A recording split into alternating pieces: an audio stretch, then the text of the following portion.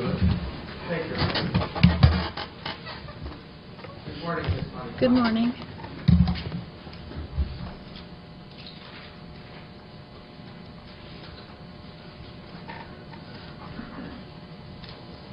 I'm going to put up a document that they didn't put up with you during their exam with you, okay?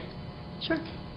It's the screenshot from the PMS that would have come up for the front desk agent at the Marriott, all right? Mm-hmm. Yes? Sure. You can't get it in the, okay? Yes. It's got to be 4 words and sentences. All right. So what I'm going to do is I'm going to ask that we put up trial exhibit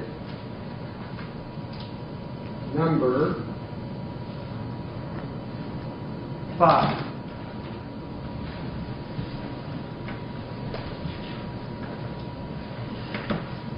And before we enlarge the top part, I want to point some things out that haven't been seen before. If you look in the lower right-hand corner, you see a production number down there, WE-WC00221. You see that? Yes. That would mean, I'll just tell you, that's for West End-Windsor production number in this lawsuit. Got it? Yes. So this was produced in this lawsuit when we demanded documents by the Windsor West End folks. Got it? Yes. Okay, so now we're going to go back up to the top. Now, the ladies and gentlemen of the jury have already heard testimony that this would be the screenshot that would have come up for a reservation agent. Rephrase, for a front desk agent at the Nashville Marriott. Got it? Well, this is actually a shot from PMS front desk system for the hotel, but it's guest history. So it's after the fact. It wouldn't have been accessed while they were checking a customer in, but it would have been accessed after the customer checked out. It's the historical screenshot. Well, you're talking about the right-hand side there where it has the charges and so forth, correct? I'm referring to the whole screen that you're showing me right now. It's a guest history screenshot. So let's come back now to the information that would have been there at the time that the front desk agent is checking the person in. Do you see down under special requests? It says A1C1. You see that? Yes. That would have been something that was transmitted to the hotel when Takima Baker did her work, right? That's correct. So, when the front desk agent is there and Mr. Barrett comes up to the front desk agent and she's looking at the information on the PMS, one of the special requests she would see is adjoining room connecting room, correct? That's correct. It's a request. And in fact, that was information that would have been inputted by Takima Baker 2 days earlier when Mr. Barrett called in and got to the call center at Marriott International, right? That's right. So, let's back up a second then. Now that we have that additional information to your testimony as to what did get transmitted to the front desk, let's back up to September 2, 2 days before. You know from your document reviews that September 2 was the date that Mr. Barrett called, referred to Takima Baker at the Marriott call center and took down information, correct? Yes. And did you know that before that, he had called the hotel to find out if Erin Andrews would be staying there? Objection. Lack of foundation. Just asking if she knew. Overruled. Was not aware of that. Oh. If Mr. Barrett had called the hotel back in 2008, didn't have a reservation number, didn't have a credit card last 4 digits, and said to the hotel, is Erin Andrews going to be staying there on September 4 when the ESPN crew comes in for that big Vanderbilt, South Carolina game? And if they told him yes, they shouldn't have done that, right? Right? It wouldn't be appropriate to give that information. They Correct. shouldn't have done that, right? If that occurred, they should not have done that. Yeah. It would have been below acceptable standards to tell this man that Erin Andrews would be staying in the hotel, right? They should not have given that information. Am Yes. I right? Yes or no? That's right. Yes or no? Yes. Thank you. Now, having gotten that information, if Mr. Barrett then calls back a second time to make a reservation, and he ends up getting routed to Takima Baker, he obviously asked her for an adjoining and connecting room, because that's what was transmitted to the Nashville Marriott on September 2, at a minimum, right? Yes. And we also know that he told Takima Baker that he wanted to be next to Erin Andrews, right? Yes. So what we do know is that before he ever called the hotel the first time to ask if she would be staying there, before he ever did that, he already had in his mind... The questions are Oh, assuming you know what? facts, not I'll the leave it evidence. off. Subjective, that's a It's statement. about the fourth time. I'll do it later. Thank you. What we can tell from what Takima Baker wrote down is that he wanted to have a room next to Erin Andrews, correct? Yes. So when he gets there on September 4th, and he goes up to the front desk, if the front desk agent looks at his reservation and goes, well, I see here you want an adjoining and connecting room, but it doesn't say with whom, then you would expect the agent to find out who, right?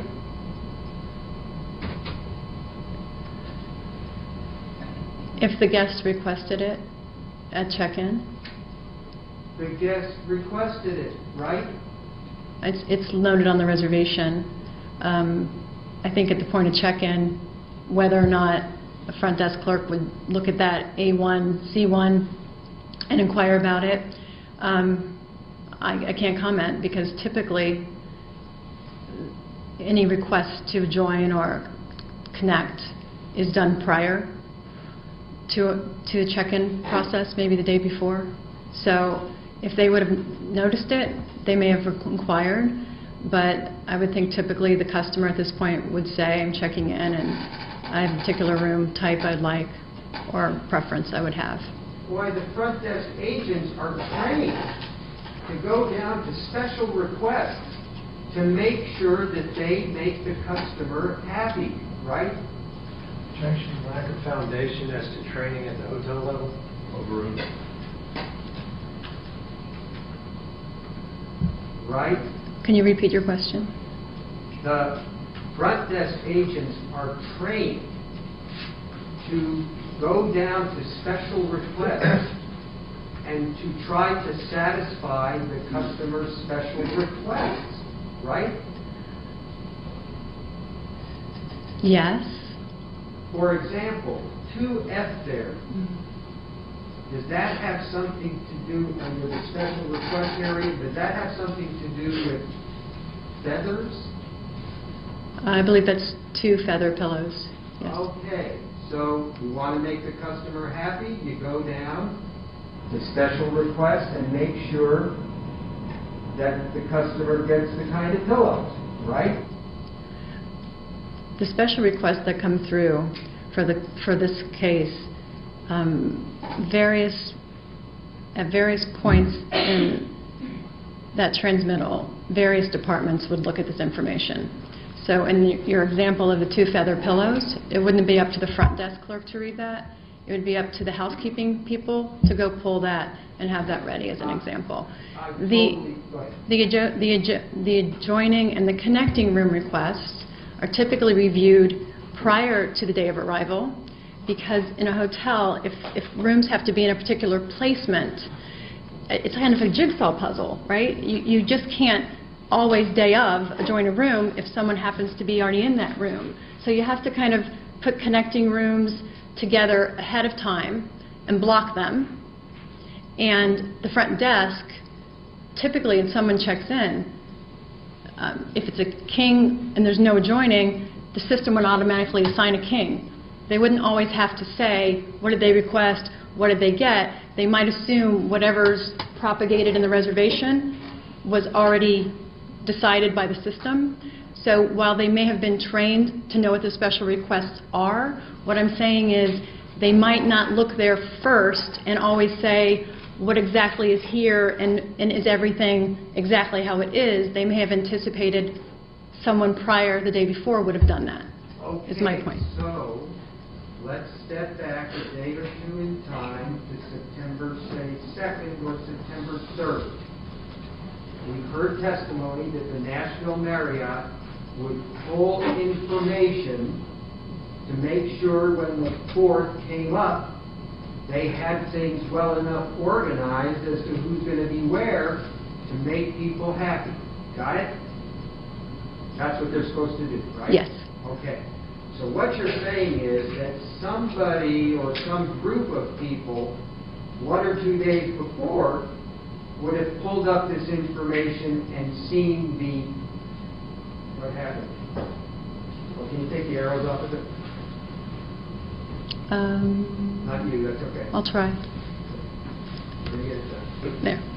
Somebody a day or 2 before, when planning for the 4th, somebody at the National Marriott would have pulled it up and seen A1C1, correct? Right. Now, when that happened, and they saw that this customer, who, by the way, was a Silver Marriott Rewards customer, right? Yes. Mr. Barrett was a Silver Marriott Rewards customer. So in trying to make him pleased when he got there, they would look 1 or 2 days before at the A1C1 and go, wow, he wants an adjoining and connecting room. And then if they look down to the comment section, and if they didn't see who it was going to be next to, they would want to find out to make the customer happy, right? I think typically they would not have that information. They would wait until he checked in and ask that information. Okay, we're going to get to check in a second. But did I hear you correctly to say that when the pure system gets that information, that only certain information is transferred to the PMS, but that all of the information is shared with Marcia? That's correct. Okay. And the hotel has access to the information on Marcia, right? I can't confirm that, not knowing, but could they have? Yes, they could have. And so, if it comes up that it says A1C1, and for some reason it doesn't say who they want the adjoining and connecting room when they're setting things up a day or 2 ahead of time, they can go to management at the Nashville Hotel, look it up in Marcia, and see that he wants it next to Erin Andrews, right? That could potentially happen. That happened, didn't it? In my experience, it's very difficult to get into Marcia, as I discussed.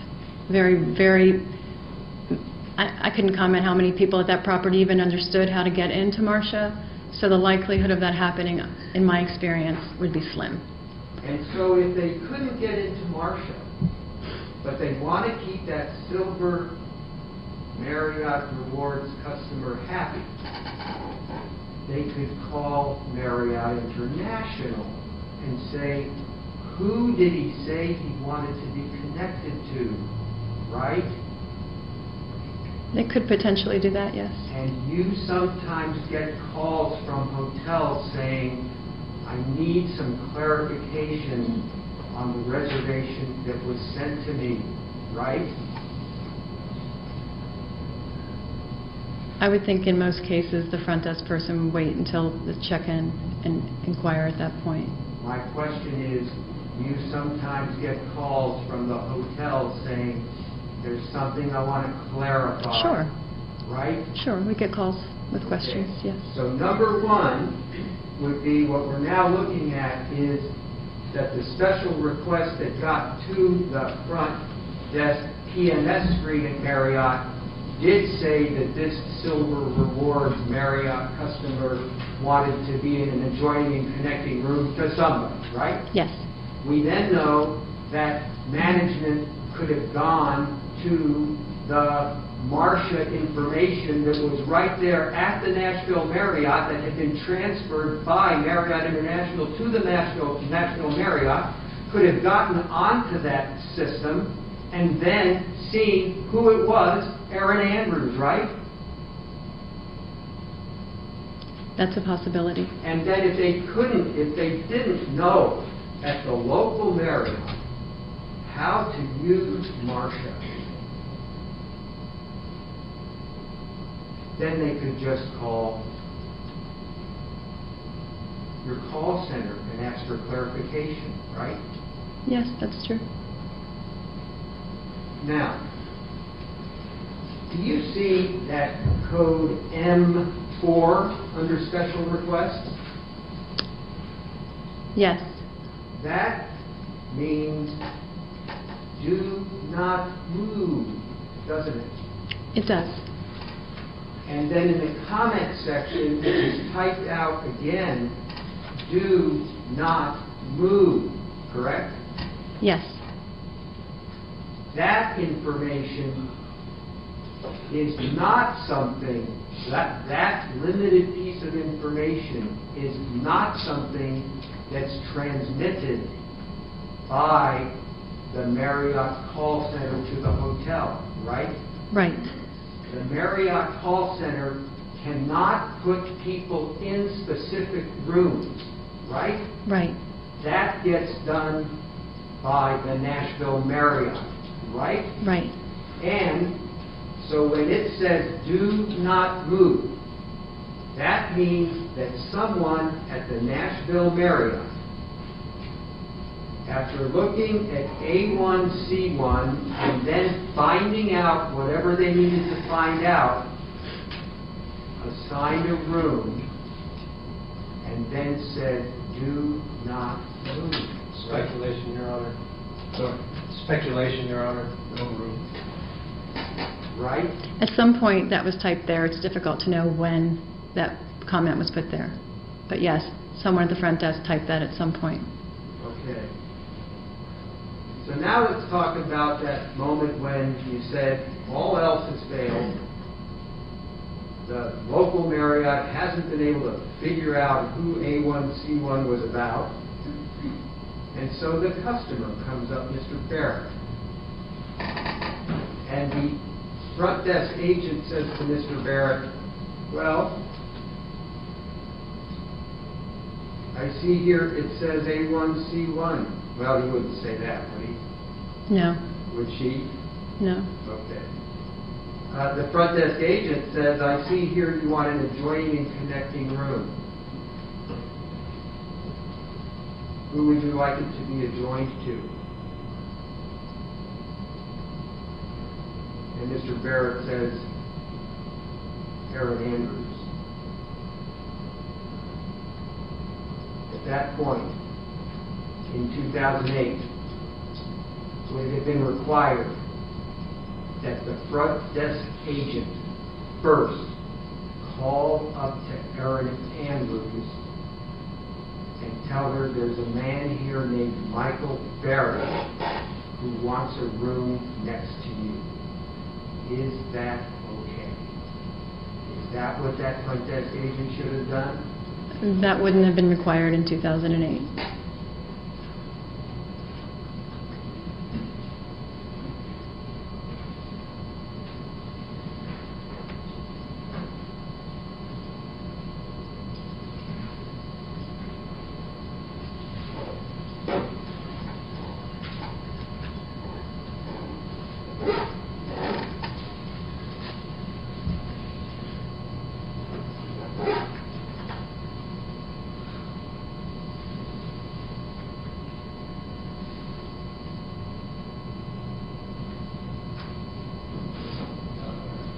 Now, you're familiar with many of the hotels around the country that fly the Marriott brand, correct?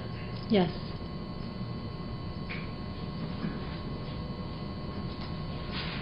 And you know that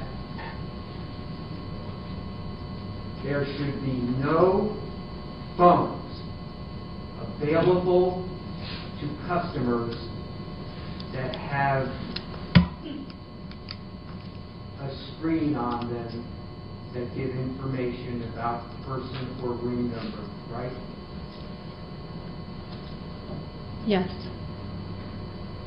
There should be no way, if things are set up according to Marriott requirements,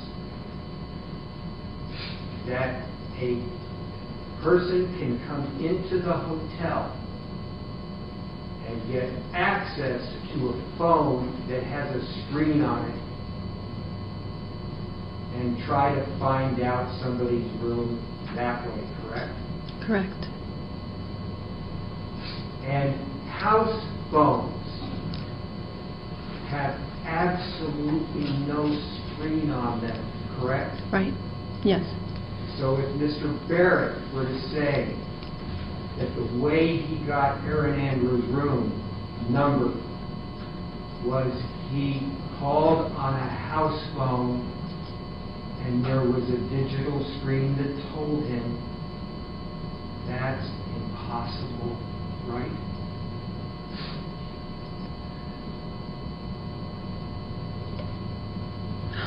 Well, that's a difficult question. If he picked up a house phone, to your point, it should not have a display, should not show that information. There you go. So, if the house phones won't display it, and no accessible phones for guests or visitors would display it, and the only way he could find out where she was at the front desk, right? It's impossible for me to say how he found out where she was. Nothing further.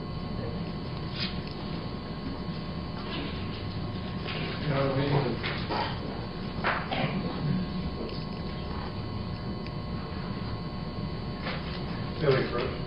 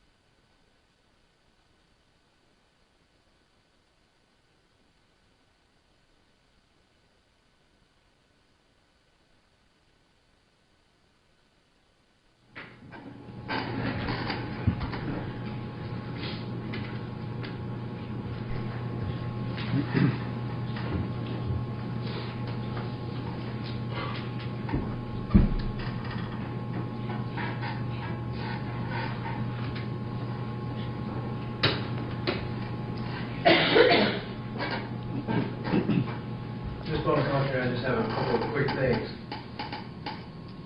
The call that Mr. Barrett made to confirm the reservation. Let me strike that. Let me phrase that. The call that Mr. Barrett says he made to confirm that Miss Andrews had a reservation. Actually, to confirm that he and Miss Andrews had a reservation at the Vanderbilt Marriott. That call was made to Marriott International Reservation Center, correct? I couldn't confirm or deny who he called or who he spoke with. At the time, in September of 2008, there was a process by which reservation calls made directly to the hotel were automatically transferred to the reservation center, correct? Yes. And so if Mr. Barrett had called in and requested to confirm a reservation, that call would have been transferred to the call center. If he called and said, I want to confirm a reservation, yes. If he called and said, I'd like to know, I'd like you to confirm that someone's in the hotel, or I'd like to be connected to a room, that would have stayed at the hotel. That's all I have, Your Honor. Thank you.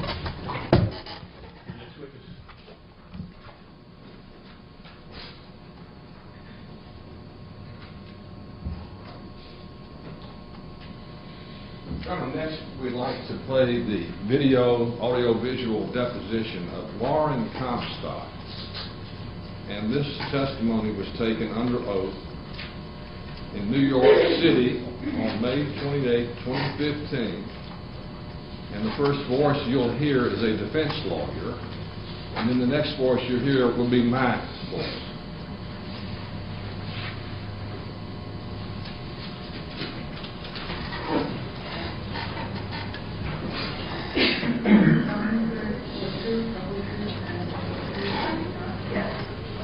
Good morning. Please state your full name. Lauren Michelle Comstock. And where do you live, Ms. Comstock? New York, 10022. Have you ever had your deposition taken before? Yes, How many times? once. Where are you currently employed? I'm self-employed. Company name? No, I'm non-incorporated psychotherapist. And my office is 330 West 58th Street, Suite 614, New York, 10019.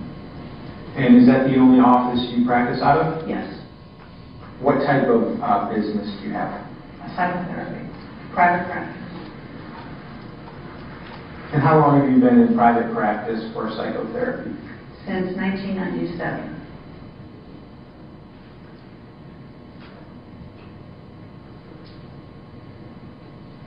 And what was your employment prior to 1997?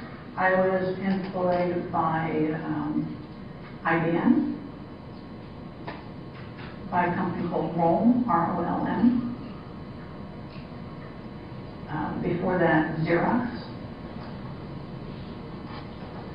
And the Ritz-Carlton Hotel in New York City. When you were employed by IBM, what was your job function? Sales. Particular products? Yeah, IBM products, ROLM products, telecommunications, How about with Xerox? What was your role? sales, And how about when you were at Ritz-Carlton? What was your role? sales. Other than your private practice in psychotherapy since 1997, have you had any other employment during that time period? Yes. Or what other employment do you have? I am also an executive coach. I'm a partner in an LLC company called The Sigma Group LLC. And I have 3 partners in the business with me. And how long have you been a partner in The Sigma Group LLC? Since 2000 and...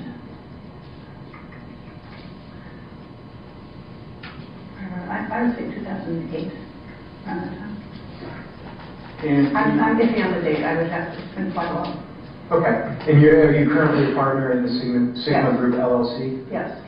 And what is the business of the Sigma Group LLC? Executive coaching, executive consulting, we work with senior leaders in organizations, For what purpose do you work with senior leaders? in leadership organizations? development,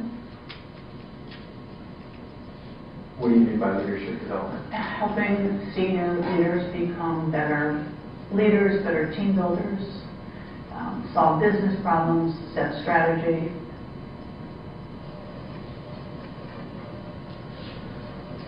Does your job at the Sigma Group LLC involve psychotherapy? No, How much of your time currently do you spend working on the Sigma Group LLC business versus your own private psychotherapy practice? I would say about 1 day a week in executive coaching, day and a half. About 2.5 to 3 days as a psychotherapist. And other than serving as a psychotherapist and your role at the Sigma Group LLC, do you have any other employment?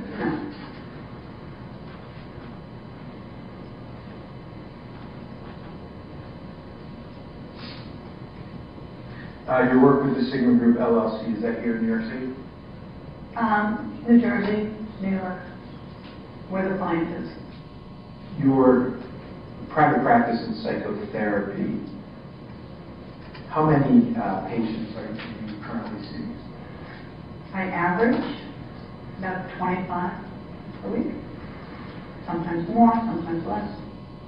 How is it that you obtain clients for your private practice in psychotherapy? Referrals from other therapists, referrals from psychiatrists.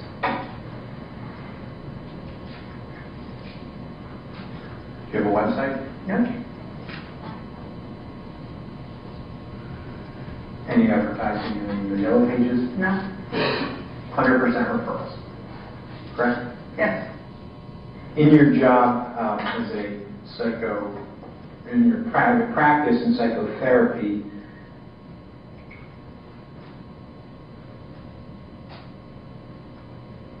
have you ever served as an expert witness in litigation? No, Do you know what a forensic examiner is? I couldn't answer that technically, no. Or do you have a general understanding of what a forensic examiner does? Probably, generally. Okay, generally what? Evidence-based,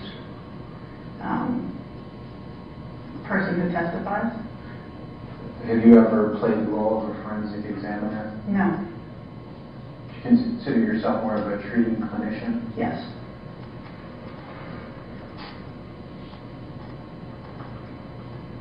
How would you describe, or please describe the role of a treating clinician? Patient comes to see you with a problem. I'm a licensed clinical social worker. The patient presents with a problem over some period of time with consistent contact, generally once a week, more if needed. I work with individuals, I work with couples from a broad, diverse kind of population. And my job is to diagnose the patient and to work with a treatment plan of some type to help them alleviate the symptoms that they complain of and to help them heal.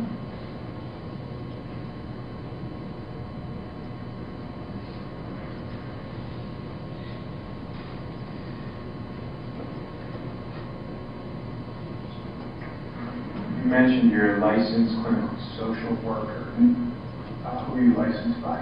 State of New York, How long have you had your license? since 1997.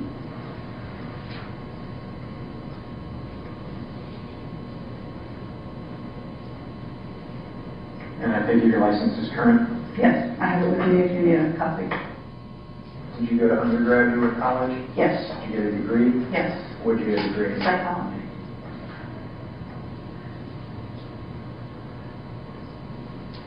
And where'd you go to school? Hofstra.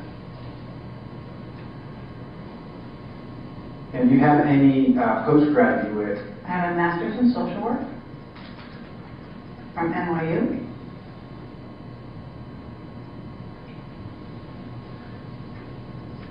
And approximately when did you receive that master's in social work from NYU? 1997. And after you received your master's in social work, is that when you became a licensed Yes, clinical social worker? yes.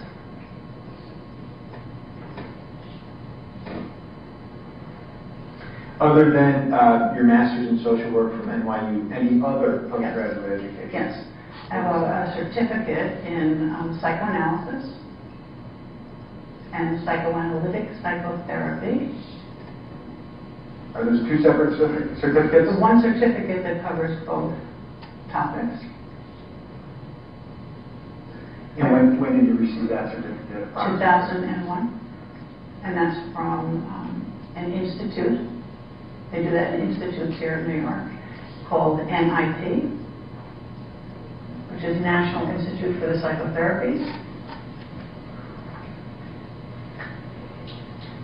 And then over the years, I've received, variety of different eclectic types of trainings. So I'm certified in EMDR. What's EMDR? High movement desensitization and reprocessing.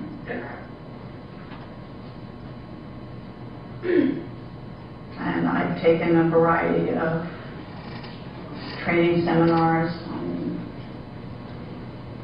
different subsets of psychotherapy that might be of interest to me. Do you have a specialization in your practice? No, I'm a broad general practitioner. I do work with adults. And has that always been the case? Or Yes.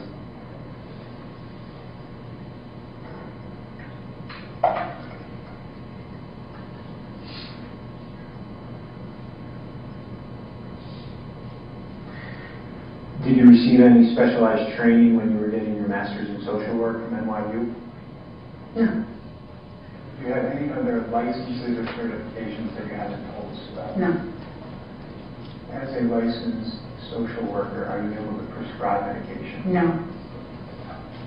I am a board certified diplomat. I should add that. I'm sorry. So it's LCSW, BCD, board certified diplomat. What is the board? It means that you've reached a certain level of expertise and tenure in your profession. And that's awarded by, I would have to locate the name of the body that provides it. When did you receive that BCD designation? 2005. You said that you cannot prescribe medication, but you have a process by which if one of your patients needs a medication that you make referrals? Yes. How does that process work? I would identify a psychiatrist or a psychopharmacologist that I thought would be a good fit for the client. I would consult the psychiatrist or psychopharmacologist to see if they were accepting new patients. I would recommend to the patient that I thought medication was appropriate. And with the patient's okay and release, I would refer the patient to a psychiatrist for medication, or at least for an evaluation. And in that circumstance, it's up to the psychiatrist to determine whether or not to actually prescribe the medication? Yes. During the time period when you saw Ms. Andrews, how many other patients were you typically seeing, if you recall? About 24.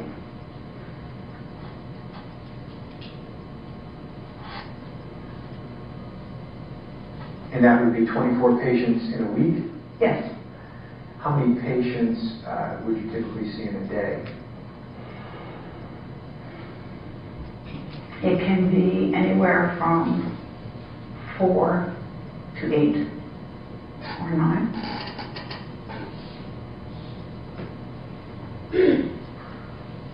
And why is there a difference in the number of patients per day? Is that just based on the amount of time they spend with you? No. Sessions are 45 minutes. It's always the same time. Generally, same time. It has more to do with scheduling. Are you familiar with the Diagnostic and Statistical Manual of Mental Disorders, the DSM? DSM? Yes. What is the DSM? It is a symptom-based reference book that is used to diagnose and differentiate mental health conditions. And it's a requirement if a person is to use insurance, you have to use a DSM code.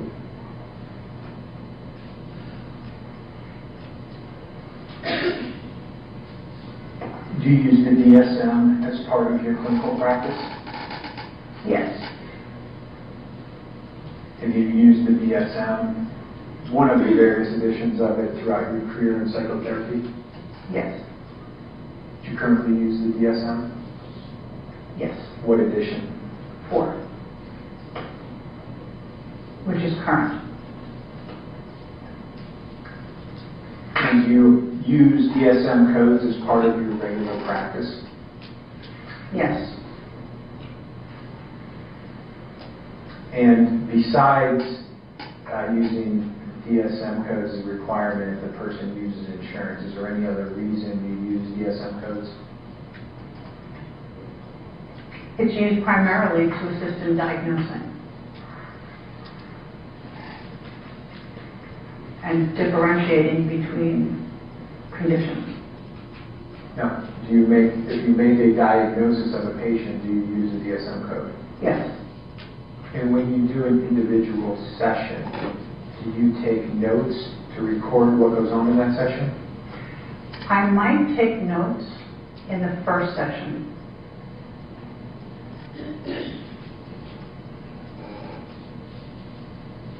Why is that you might take notes in the first session? Patients will often present factual material, talk about family. I want to remember how many siblings they have. I want to remember what they do for a living. It gives me a broad view of the person's life as best they can record it. And how do you record that, on computer or handwritten notes or audio recording? Handwritten notes. And then you turn those handwritten notes into computerized notes? Yes. And you do that process yourself, correct? Yes.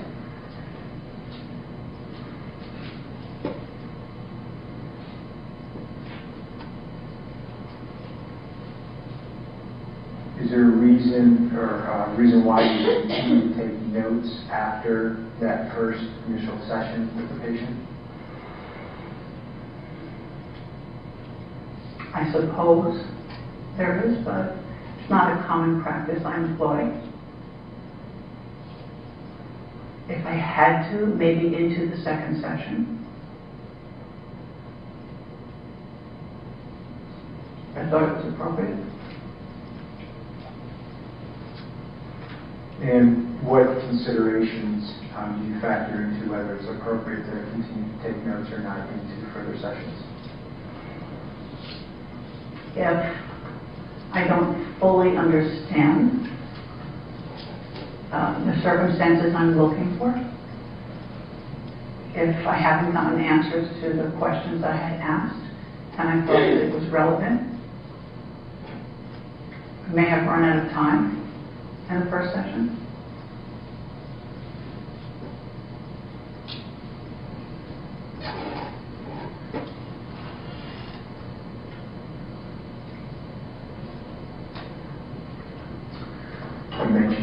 forward that you typically see patients on a weekly basis. Yes. That schedule, is that something that you come up with the patient? Yes. Why on a weekly basis? It's the standard in psychotherapy.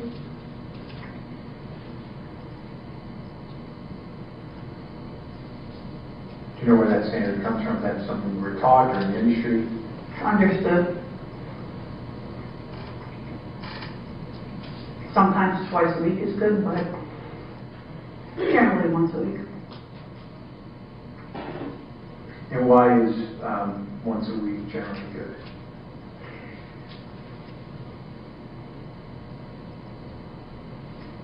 If you go longer, if I were to go longer than once a week, you lose the material that you've talked about tends to recede into the background over some period of time. So you want to keep the relationship strong and supportive. You want to develop themes that you talk through. It's generally considered more effective at alleviating symptoms. Ms. Comstock, do you recall the first time when Ms. Andrews contacted you? Yes, How was that contact made? she called me. What did she say? She said I was given your name by, I don't remember the name of the person. She mentioned the person's name. And I would like to come see you.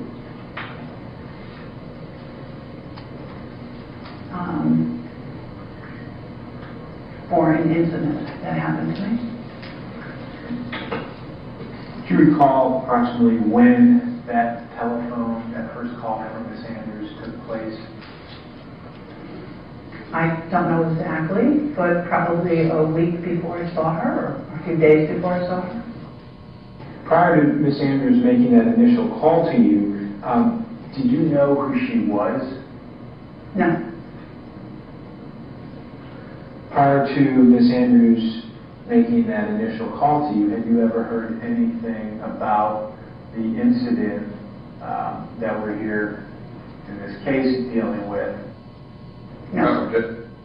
I think you didn't take any notes of that first telephone conversation. No.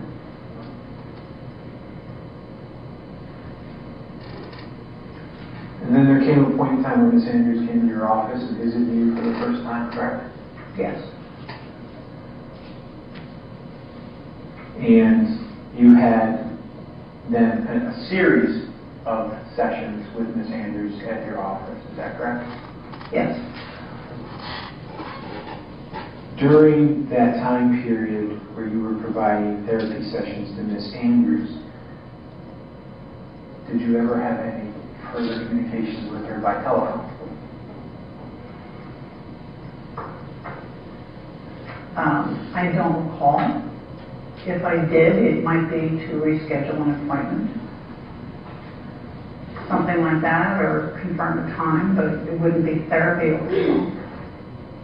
If that's your question. That is, so no therapy over the phone? Mm-hmm. No. No, any therapy you provided was in person at your office, correct? Yes. In the beginning. Okay. Did it change at some point in time? Yes. Okay, what changed and when? When Erin was in California, we had a couple of sessions over the phone.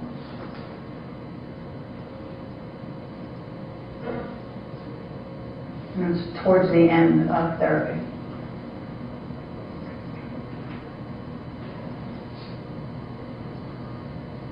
And why did you have those sessions over the telephone? She wanted to talk, and we were in different states.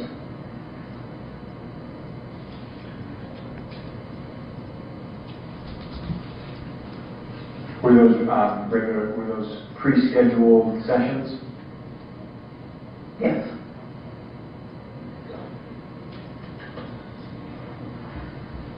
Did you ever provide Ms. Andrews your cell phone number?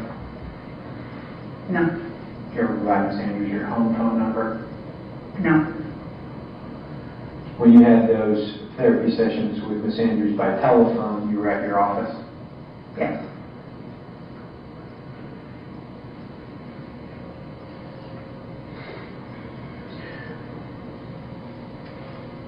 How about any telephone communications when you first started seeing Ms. Andrews of others who were acting on her behalf, such as her agent? No. How about any contact with others acting on Ms. Andrews' behalf, such as her publicist? No. How about any contact ever with Ms. Andrews' family members? No. How about contact with anybody else acting on Ms. Andrews' behalf? In the beginning? Correct. No. I understand at some point you talked to Ms. Andrews' lawyers, right? Yes. Other than Ms. Andrews' lawyers, was there anybody else who you talked to on her behalf? No.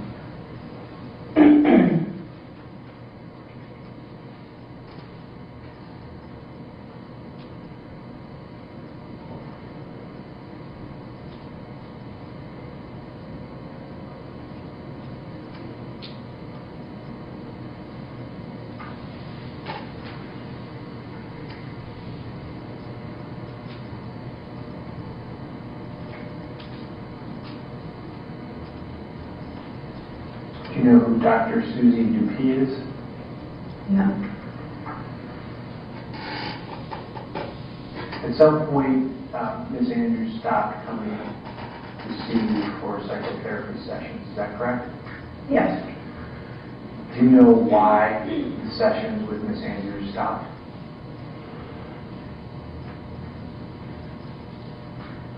We didn't have a formal conversation about it. I assumed it was because she was spending more time in California. And I invited her to continue.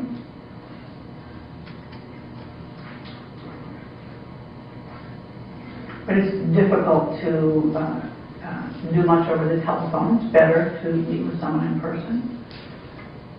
So it more tapered off than formally came to an abrupt halt.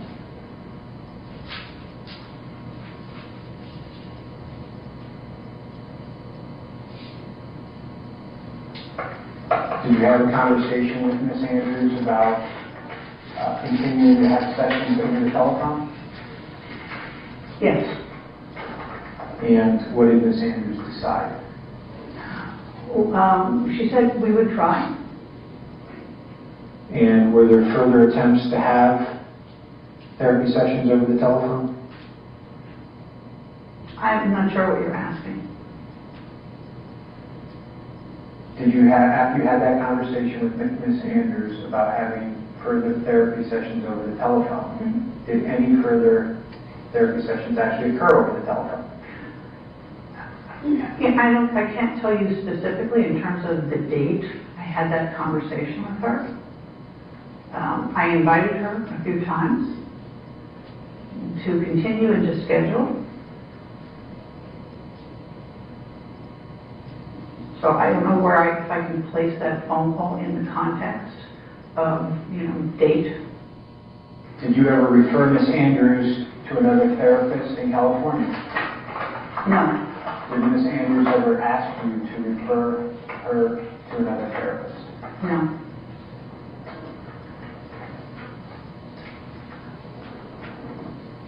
Did Ms. Andrews ever ask you to refer her to a psychiatrist? No. Did you ever take a medical history from Ms. Andrews at a therapy session? Meaning physical health or mental health? Past medical history.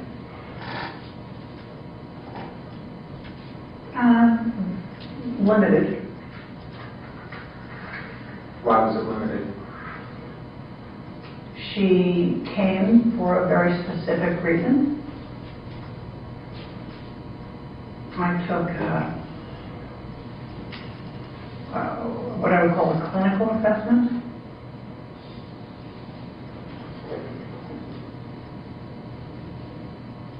Clinical assessment of what? Of her situation and of her.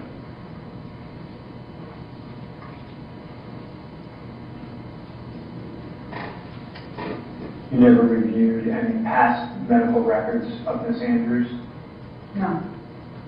Did you ever ask to see past medical records for Ms. Andrews? No. It's not common in therapy to ask for past medical records.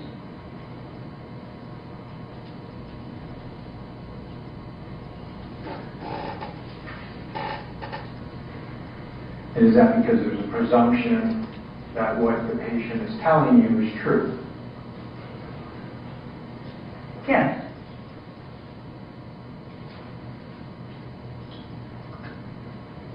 True to them.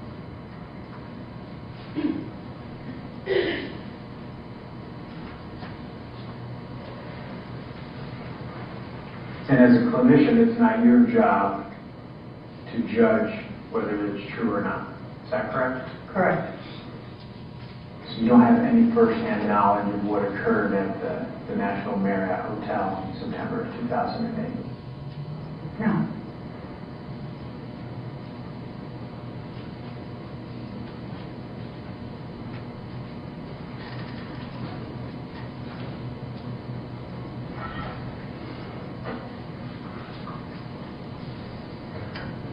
And for purposes of your clinical psychotherapy, you assumed that what Ms. Andrews told you was what actually happened.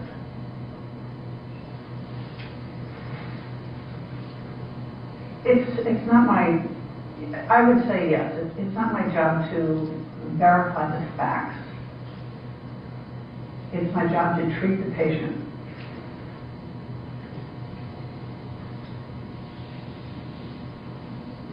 So I accept that her reality is her subjective reality. She had an experience and she reported it to me. Did you ever devise a treatment plan for Ms. Andrews? Yes. What was that treatment plan? Treatment plan, loosely, would be help her articulate her feelings about the incident and any of the ongoing activity around that. To help her begin to identify for herself when her symptoms were a result of a traumatic incident to her. To alleviate the severity of her symptoms.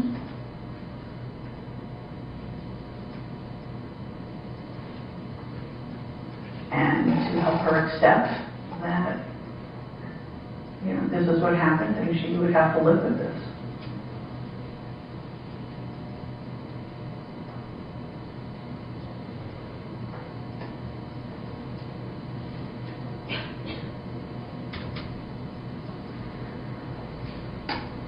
And was that treatment plan you described ever articulated to Ms. Andrews?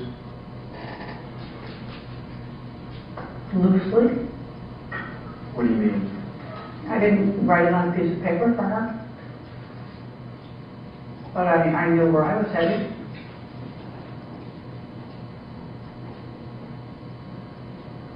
Did you ever discuss these items that were part of your treatment plan with Ms. Andrews?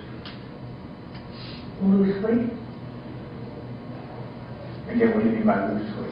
Same thing I just said. We want to help you, you know, become less anxious. We want to help you become less depressed, less obsessed with this, that's an incident that happened to you. As part of your therapy sessions with Ms. Andrews, do you ever perform any tests on Ms. Andrews? Physical or mental? Mental. No. Same thing, physical. Same thing, physical? The answer's no. No. Did you ever review any mental testing reports in connection with your treatment of Ms. Andrews? No.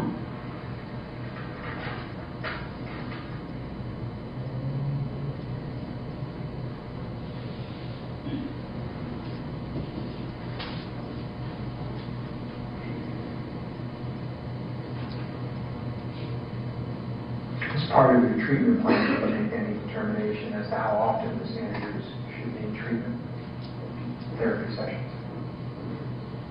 Yes, once a week. As part of your therapy sessions with Ms. Andrews, did you ever give her any written information, either about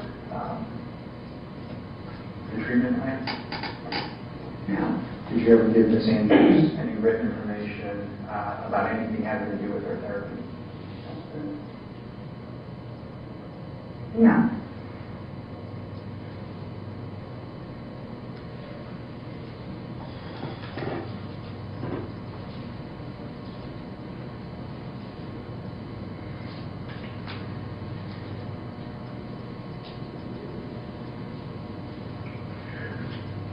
When Ms. Andrews first came to visit you for a therapy session, were you aware that she was a party in a lawsuit involving the incident? Yes. How did you know that? She told me. What did she tell you? She said, I'm involved in a lawsuit over this incident. And I'm suing some hotels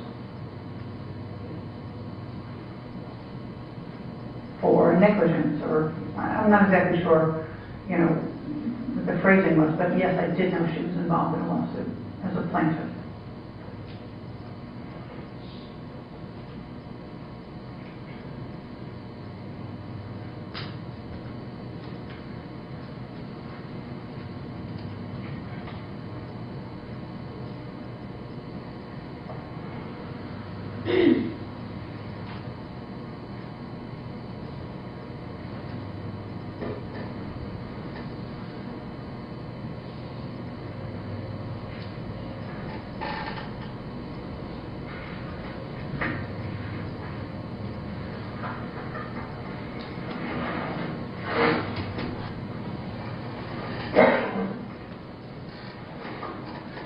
And how did Ms. Andrews describe the incident to you as best you recall?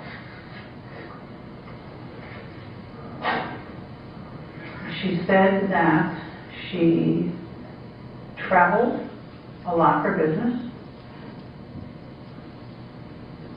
stayed at a variety of hotels, and it came to her attention that there was a video posted on the internet that showed her in a hotel room, unclothed, and that it went, I don't exactly know what going viral means, but she found out the end of one week, and by Monday it had hit the news in a really big way. And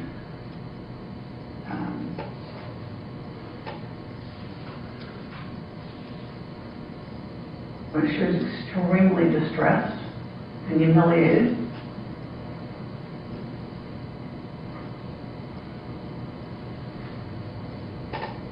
And panicked, and I think she tried to stop the video from gaining more exposure, but was unable to.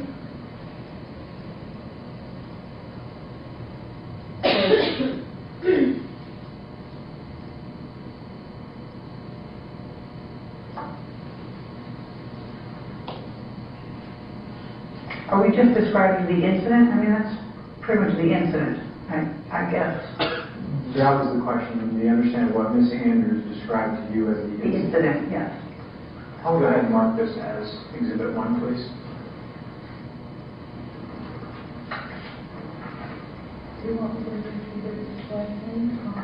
Please.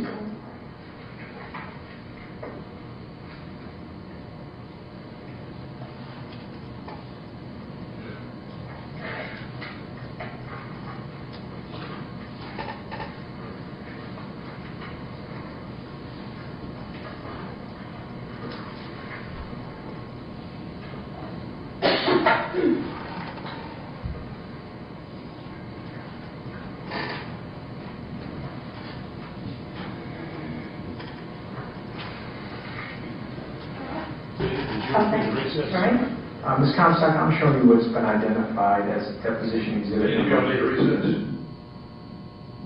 Everybody okay? All right, keep going. Number 1, which is 3 pages of records. Have you seen these documents before? Yes, I provided them. What is it? The bill.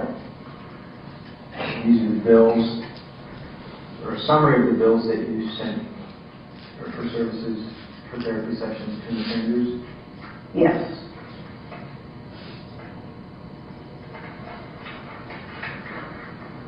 And does exhibit number 1 identify every session where you provided therapy services to Ms. Andrews? Yes. And I believe 2 sessions were charges for a missed appointment.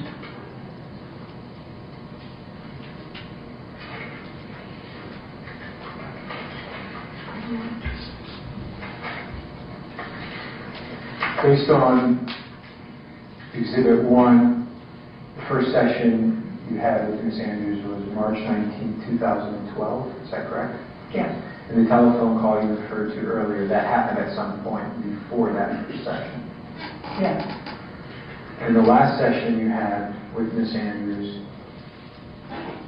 as reflected on deposition exhibit 1, was as of April 24th, 2013? I believe April 24th was a broken appointment. I think the last session I had with her was the 17th of April.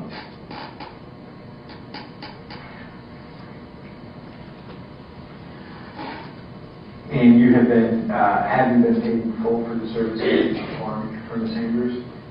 Yes. In these billing records that are exhibit 1, is this a true and correct copy of the summary of the records for Ms. Andrews? Yes. Is this something prepared by you individually as part of your business? Yes. And the type of document that in the normal course of your business you create and maintain? Yes. We'll agree to this. Don't worry. Thank you, Randy. And you used a CPT code on exhibit 1 for each of the sessions with Ms. Andrews, is that correct? Yes. And the CPT code reflects the length of the session? Yes. Did you ever have a session with Ms. Andrews that was longer than 45 minutes? I don't believe so. You also provide a diagnosis code from the DSM on exhibit 1 for each of the sessions with Ms. Andrews, is that correct? Yes.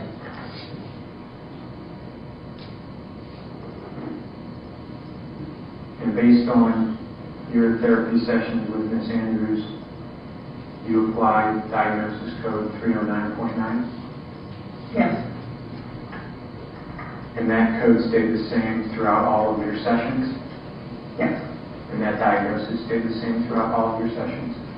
Yes. Exhibit 2?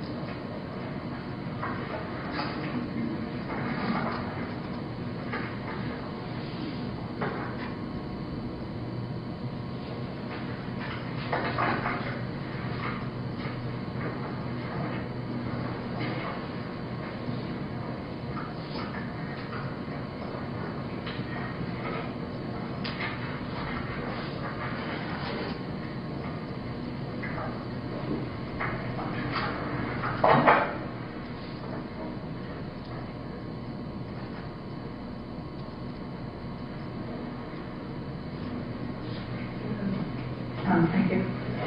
Ms. Counts, I'm showing you what's been marked as deposition exhibit number 2. Okay. If you want to take a moment and take a look at what this is, and then we're going to talk about it.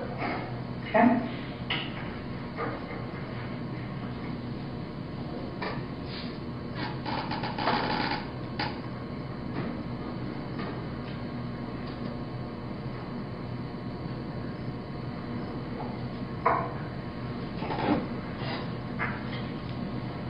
Well, first let me ask you, do you recognize pages in deposition exhibit number 2?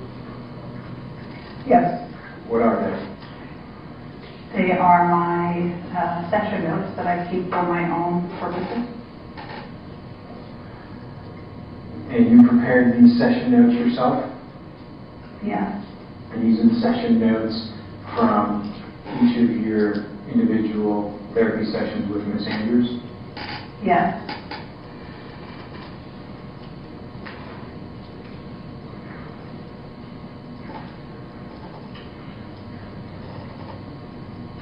And are these true and correct copies of the notes that you took from your sessions with Ms. Andrews? Yes. Just a quick comparison. Yes.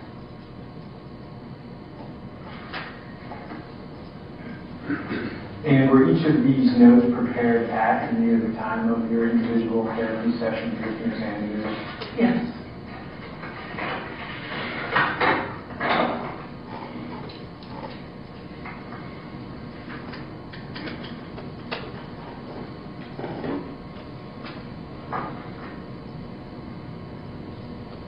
And these notes were kept in the normal course of your business? Yes. Did you have a chance to review these notes recently before today's deposition? Last night, I looked at them.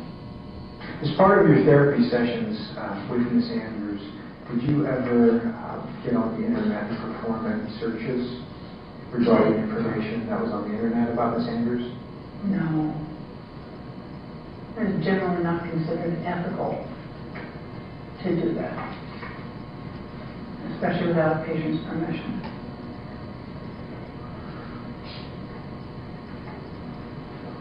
How about reading any media articles published in magazines or newspapers about Ms. Andrews? Have you ever referred to any documents like that in connection with your therapy sessions with Ms. Andrews?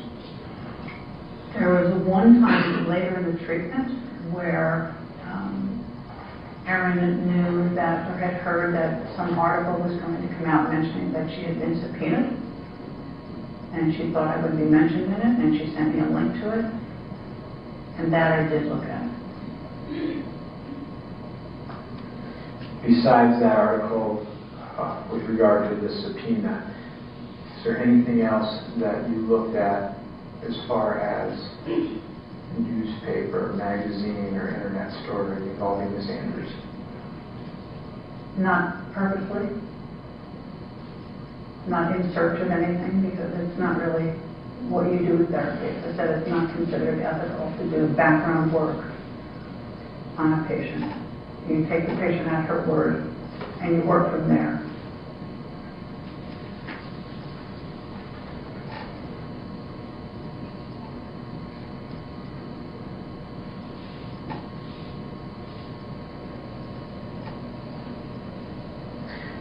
Have you ever watched Ms. Andrews on television, either Dance with the Stars or one of the sports broadcasts? I've seen her, but it's not a show I regularly watch, so What did you see her on? saw her on doing a lead-in to the Dancing with the Stars, debriefing the contestants. How about in connection with actually providing therapy to Ms. Andrews? Did you ever watch any video of her giving interviews or performing? No.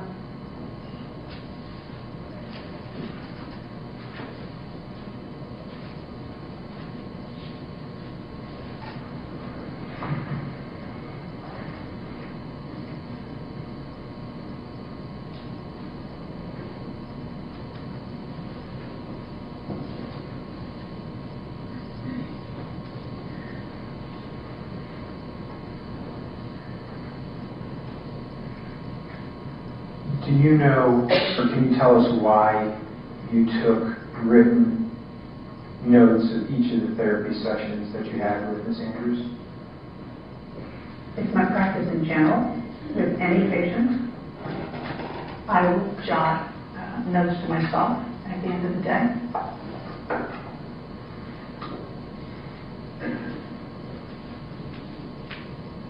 And it's a means of, remembering the patient's symptoms and what interventions I might try that would work or not work.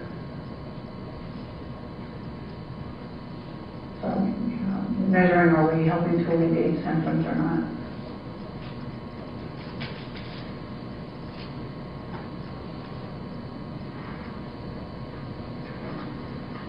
Were there particular things that you write down when you meet with the patient in your notes? What do you mean? I think you testified earlier that you typically take notes in your first session. Yes. Is it true of all patients that you continue to take notes during their individual therapy sessions? No, I told you I don't take notes during individual therapy sessions. On the first session, I will generally take notes to capture information, maybe into the second session. After that, I don't work from notes and I don't take notes. I sit and talk to people. And then after you're done with your therapy sessions, you may go back and write down things that happened in the session. Is that correct? Yes. And that's what you did here, and that we're looking at Exhibit 2 for your sessions with Ms. Andrews? Yes. But it was your practice to write these notes down some point close in time to the individual session, is that right? Yes, same day. And when Ms. Andrews first came to see you on March 19, 2012, she told you that her parents, that she had promised her parents that she would get therapy when the perpetrator is released from jail. Is that correct? Yes. Did she tell you anything else in that first session about the stalker and his being released from jail that you can recall? Yes. What else can you recall? She said that he had been arrested. The FBI had arrested him. He had stalked a number of other women. She was alone in pursuing a lawsuit. She had tried to handle this emotionally herself. Her parents were concerned about her. And that the perpetrator, whatever you call him, had been released from jail, and she had hoped she would get notice that he was being released, but she hadn't. So she found out by someone else telling her he had been released.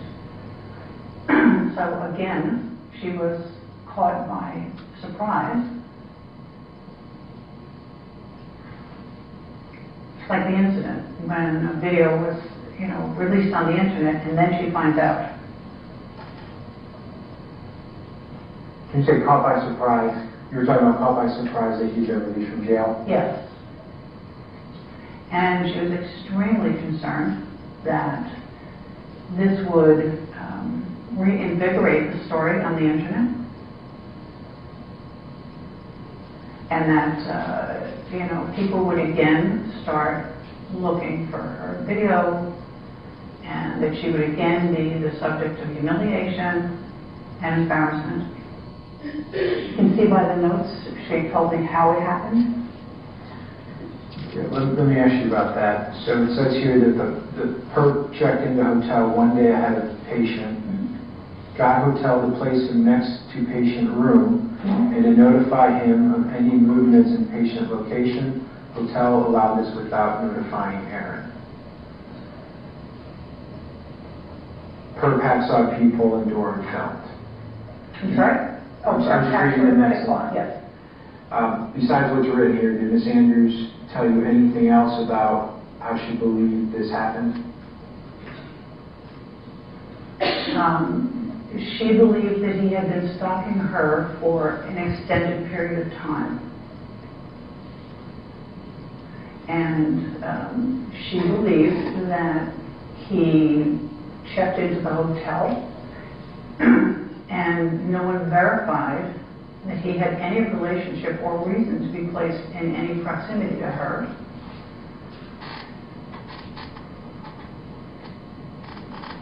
And then he took off the peephole in the room and put a camera up against the peephole and filmed her as people walked by him in the hallway. Ms. Comstock, as part of your therapy sessions with Ms. Andrews, did she ever tell you about her daily routine? Yes. What did she tell you?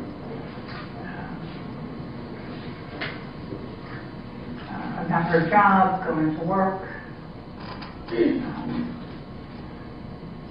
changing networks.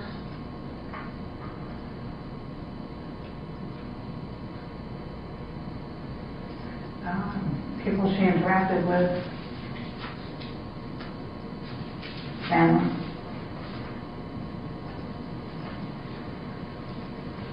Ms. Andrews tell you what time she typically went to bed? I don't believe so.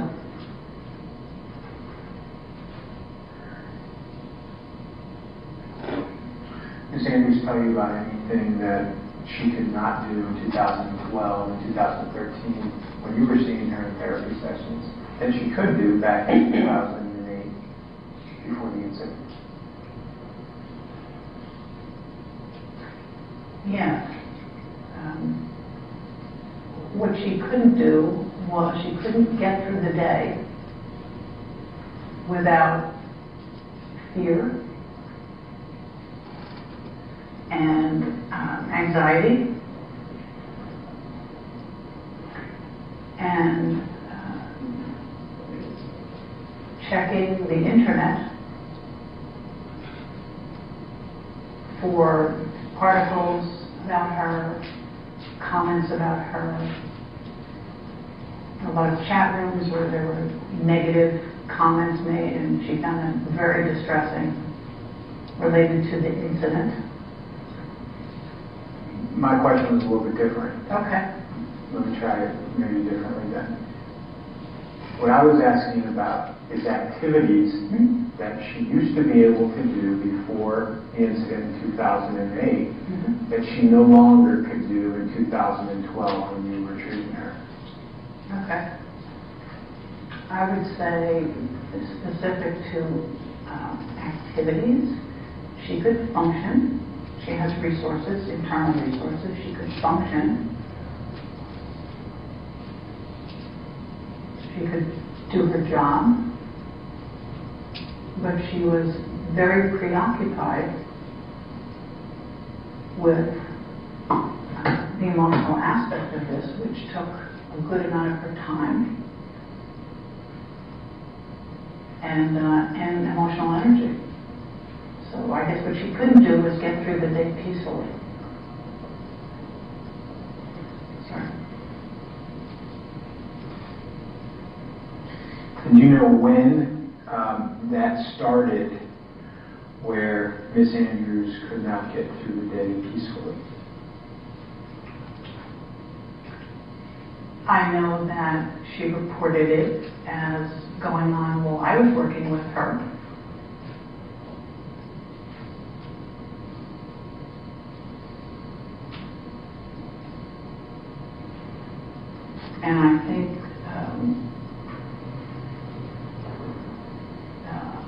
I would have to assume that it started a long time before that, with ebbs and flows.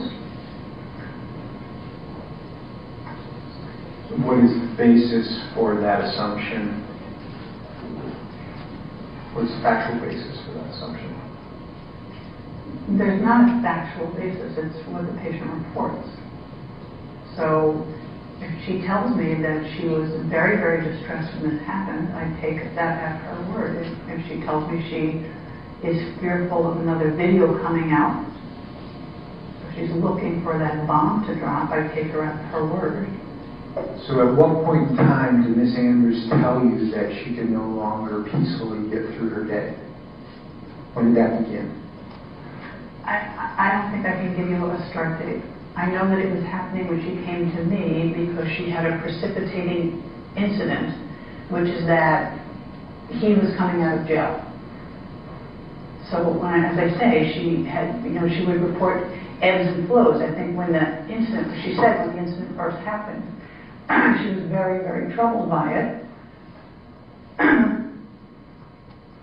And then the FBI arrested this man and he went in jail and things rested a little bit. And then he comes out of jail and she reactivated all over again. What do you mean by rested a little bit while he was in jail? It got out of the news. It was less in the news. So it was less, she wasn't plastered all over the internet as much with articles reliving it over and over and over again. Over time, something starts to quiet down a little bit. And what's the basis for your statement that the amount of articles dealing with the incident changed while he was in jail? It's my assumption, I guess. It's like any event, there's a tornado and there's news in the news and it calms down. People go on to other things. At the time that Ms. Andrews was seeing you, that you were seeing Ms. Andrews and providing therapy, was Ms. Andrews, did she appear to be functioning at a reasonably normal level in her daily life?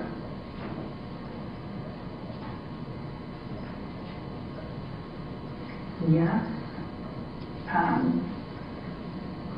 I don't know, how to make a comparison back to her experience before she came in to see me. I just know how she operated when she was with me. So I can't draw, pre and post. I can only go by what the patient tells me. Based on the therapy sessions that you had with Ms. Andrews, did you suggest to her that she should limit her social activities in any way? No. Based upon your therapy sessions with Ms. Andrews, did you suggest to her that she should limit her occupational activities in any way? No.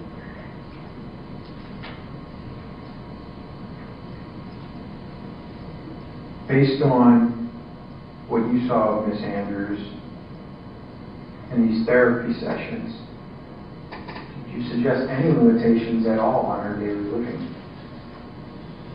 No, because that would not be an effective approach to psychotherapy. To tell someone to avoid doing something they're troubled with it.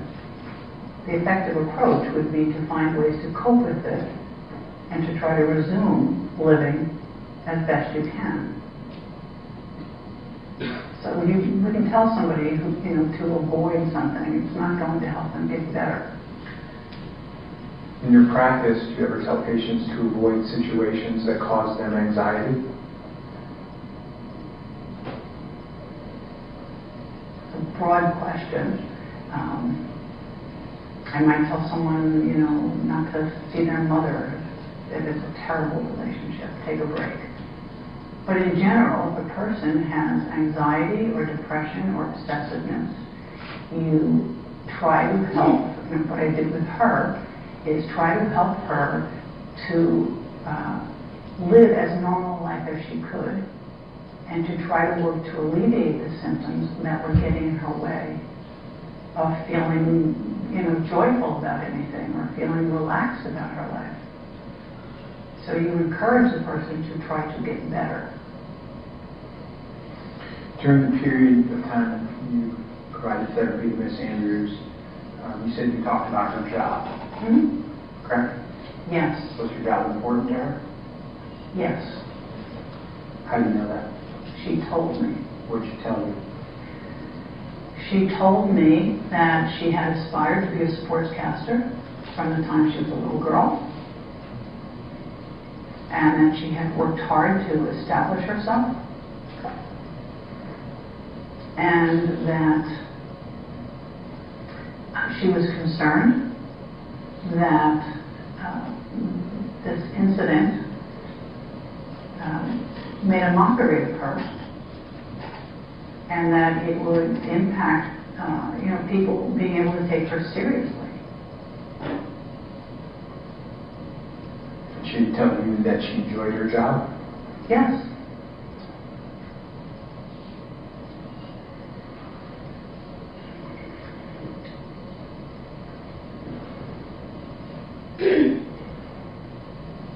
Did you ever talk to her about her work schedule, the pace of work? Occasionally. What do you recall it was discussed?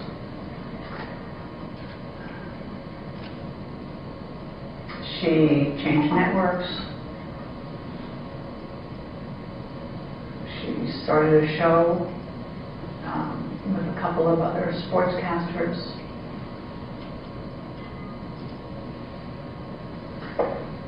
She would prepare for the show, conduct the show, debrief after the show.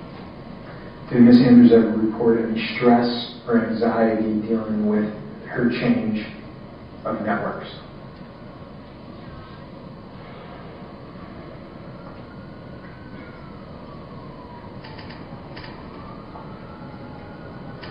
I think that she reported some stress when she was in a position of not knowing. She would renew a contract at ESPN or go on to Fox News, which is where she ultimately went. And she was relieved when the news hit that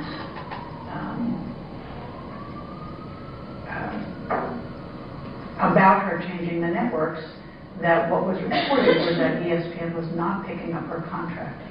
She was relieved that it wasn't a whole article again about sneaking video. Or at least less than she anticipated would be in the news.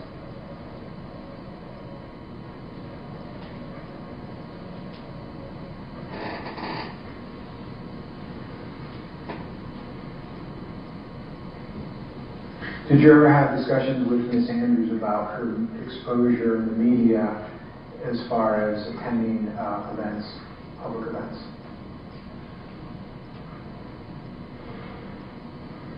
I guess. Would she ever talk to you about having the paparazzi follow her? Not that so much. More concern about being certain she was modest in the way she would dress, so as not to reinstigate a lot of news articles about her.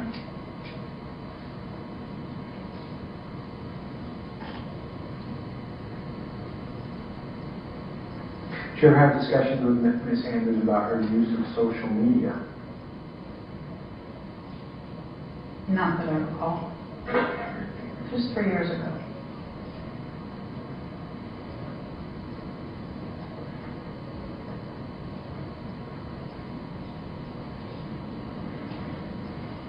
How about discussions with Ms. Andrews about her checking the internet for stories that mention her? Yes.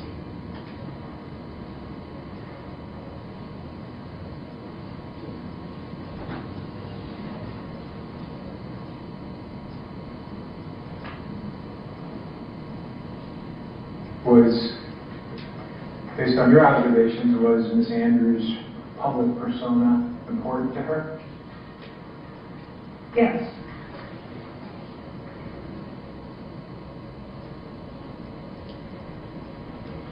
And is that something you discussed during your therapy sessions? Yes. Did you ever, what if anything, did you do or tell Miss Andrews about any worry over her public persona? I'm not sure I understand what you're asking for. What were your discussions with Miss Andrews over her public persona? Our discussions were that she was a young woman in a field where she was in the public eye, and that she should not hide and not try to limit her exposure, but she should try to live a normal life as best she could. She should not be overly concerned about her dressing. She didn't have to dress like a, 60-year-old.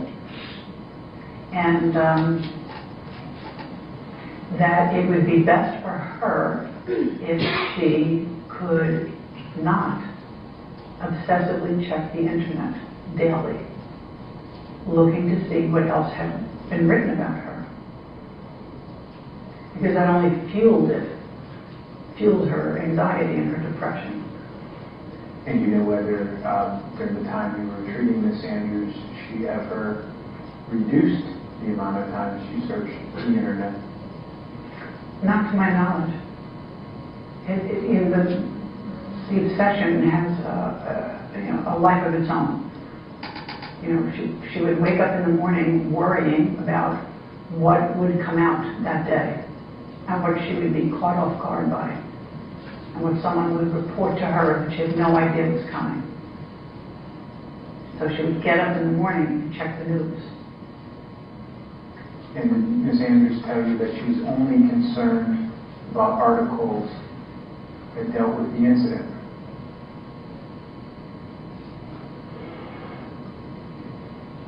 I don't think she ever said it that way. I think her concern was that any time she was mentioned in an article, there would be a reference to who she was by this definition. This is the young woman who was peeped at naked in a hotel room. So every article that she saw made reference to that, or most articles made reference to that. And that was her fear, was that it would continue. Anytime she did something of interest that a normal person, professional, a person like her would do, the reference would go back to the naked person. See the video here. So she was continually troubled, and she was identified as that instead of a young professional woman who you could respect and who did a good job. How about when people criticize her job performance? Did she ever discuss that with you? Yes. What did you discuss? It's the same as people thinking she's doing a good job, people thinking she's not doing a good job. If people criticize her performance, it would not make her happy. Didn't disable her. Did it cause her stress? I'm sure it caused her a little stress. Did she ever tell you it caused her anxiety? I'm sure, like it would cause anyone anxiety.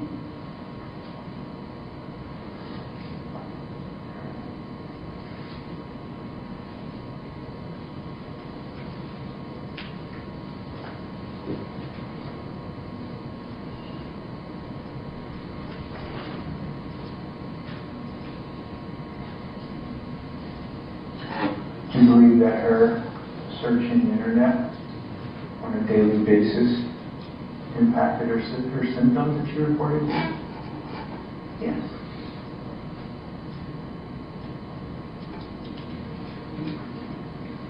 Do you believe that if Ms. Andrews had not read the articles and looked for the articles, that her symptoms may have gotten better?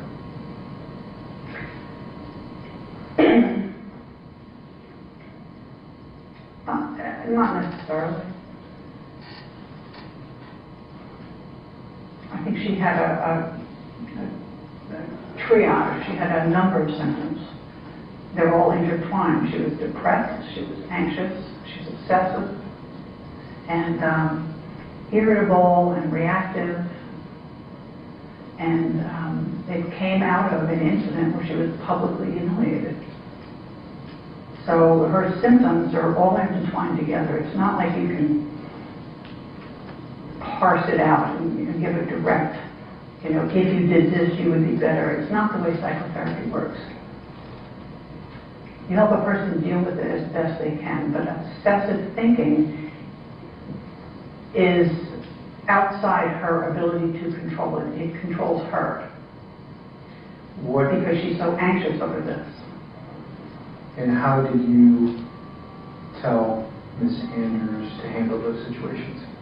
I asked her if she thought she would be able to limit that. And she agreed that she would try. And I asked her if she knew she was coming to see me that day, if she could not check the internet and use me instead as a resource to talk about the obsessions and to talk about the anxiety. So at least find ways to, small ways, that she could begin to try to get through a day without doing it. Did you have discussions with Ms. Andrews about her posting information about herself on social media sites like Twitter? No.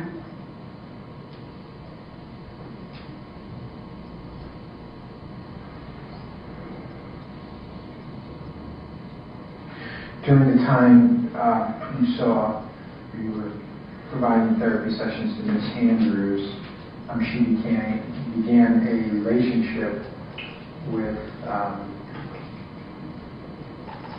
someone in California. Is that correct? She said, yeah. Well, did you discuss her relationship during the therapy sessions? It was beginning relationship, so briefly. Was she excited about the relationship? Yes. Did she speak positively about the relationship? Yes, but she was concerned as well. You agree that she was capable of forming that relationship? Relationships were not the focus of our therapy. I had 26 sessions with her. Focus of our therapy was the incident and symptoms related to the incident. I can't really tell you if she's capable of forming a relationship. I can tell you she's concerned that she has this huge baggage that comes along with her that will have to become part of a dialogue with a partner in some way. Did she tell you that the symptoms that you discussed with her had a negative impact on her forming a relationship? No, because she was not that far into a relationship. She was just beginning. But she was concerned that, how do you talk about this to someone?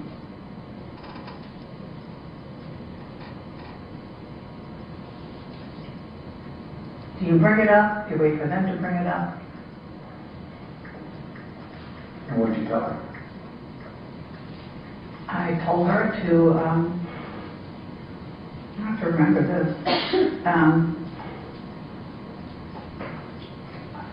I can't distinctly remember, but I would imagine I would have said to her, just go with it. It happened to you. It's not something you did. It's happened to you. So it will never go away. And, you did not cause this to happen. So it's like, somebody hit you over the head. You didn't cause it. It happened to you. So in that way, try to just go forward and, try not to feel as if it's a big, terrible, guilty thing hanging over your head. You didn't do this. You try to normalize as best you can so she can learn to live with the fact and accept the fact that this happened to her.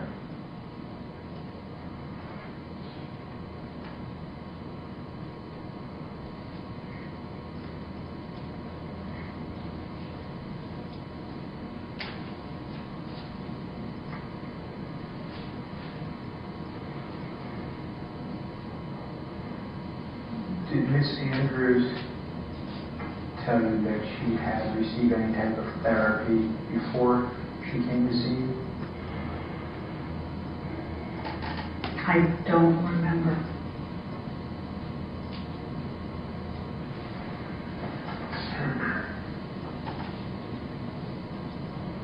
It's generally a question I ask, but I honestly don't remember.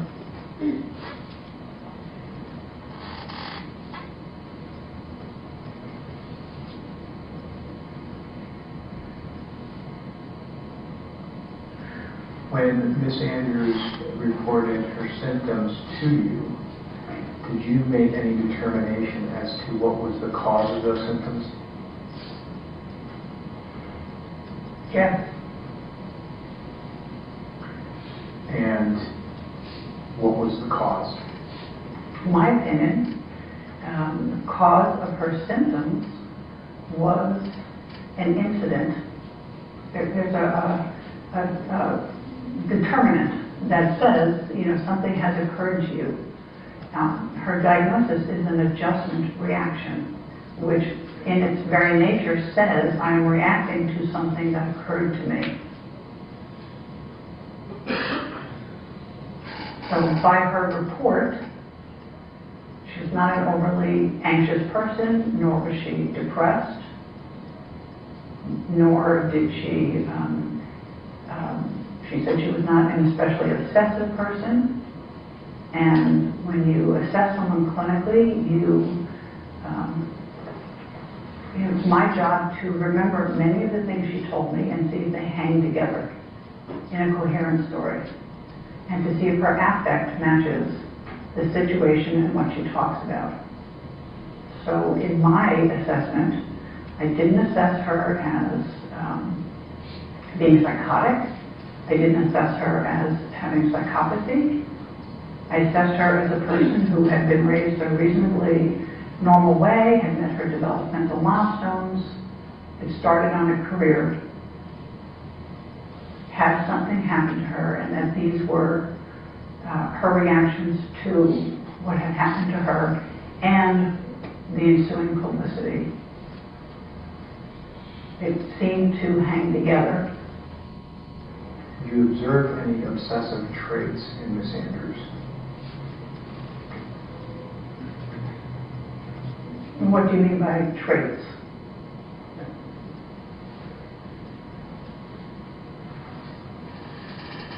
Do you agree with me that being obsessive is a behavioral trait? Yes. In the time you dealt with Miss Andrews, is she obsessive in any ways? Yes.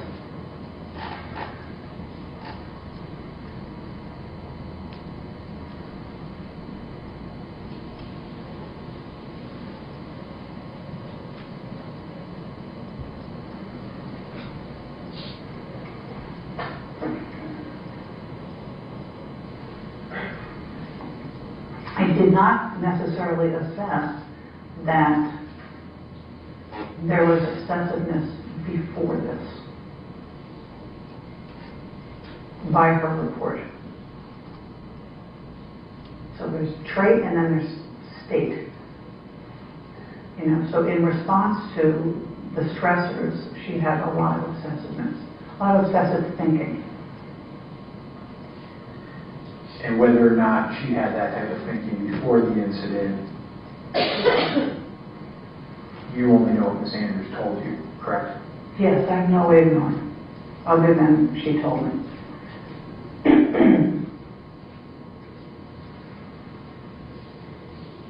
And her obsessiveness was focused on checking for the internet for articles. When you had your sessions with Miss Andrews, did she ever report to you any type of deterioration in her relationship with any of her family members after the incident?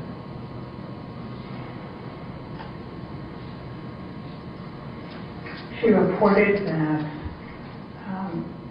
her family was trying to be very supportive of her, and she reported that she was irritable and testy. Sometimes with family members, sometimes in other ways.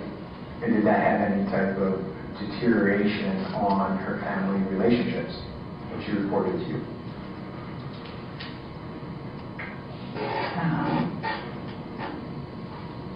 No, because her family was supporting her and wanted her to get better, and again, didn't think that she had done something. You know, irritability and you know, shortness and things like that are symptoms of depression.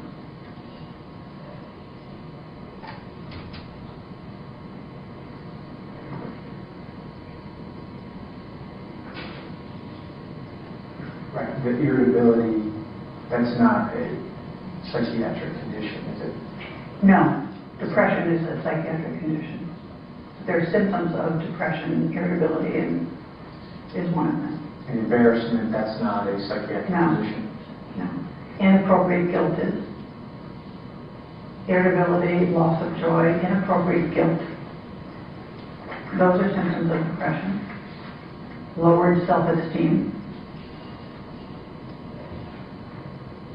Depressed mood. Those are all symptoms of depression, which is a clinical condition, psychiatric condition.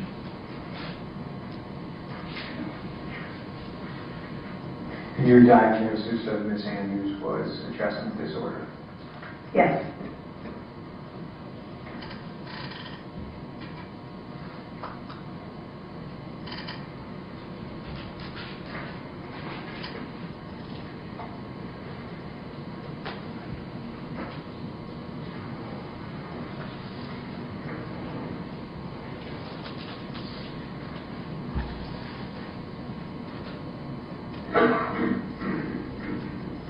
I should add, I thought she had some PTSD-like symptoms. You know, fear of being re-traumatized and being re-traumatized, but the DSM qualifications for PTSD are concerned with a life-threatening incident. This was not life-threatening. She was not in danger of physical harm, so it did meet a qualification for PTSD, but the symptoms were similar.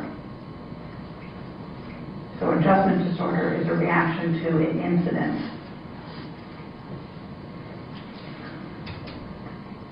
So we're clear that we never reached a formal diagnosis of PTSD for Ms. Andrews.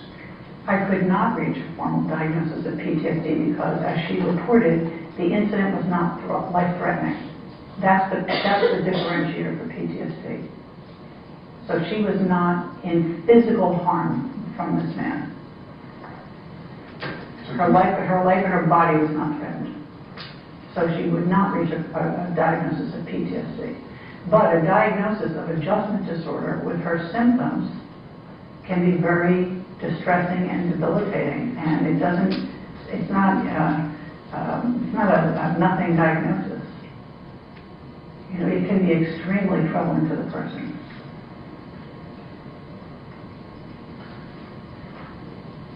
Do you agree with me that you never identified PTSD as a potential diagnosis in any of your 26 notes and your billing records?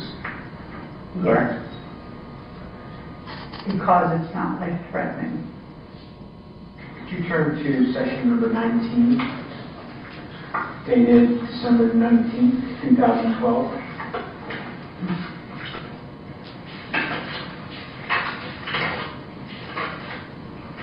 Okay. Down, I guess, the third paragraph, where it says, capital I equals, discuss lack of consistency in sessions, hard to work deeper. Are those your notes, right? Yes. What were you referring to there? I equals is me speaking. And discuss lack of consistency in sessions. Mm-hmm. Yes? That was something you discussed with Ms. Andrews? Yes. Hard to work deeper, what does that mean? That we had worked together for about 6 months, and then there was a break, and you benefit more from a consistent schedule, and you'll get more relief And if you have a long period of time in between seeing somebody, it's more telling what's going on in the life, but it's not necessarily helping them to get better. Did you tell that to Ms. Andrews? Yes. The break that you just referred to, do you know what the reason for the break was? I believe she was traveling. Do you know where she was traveling to, or for what purpose? I believe it was work, and I think it was California.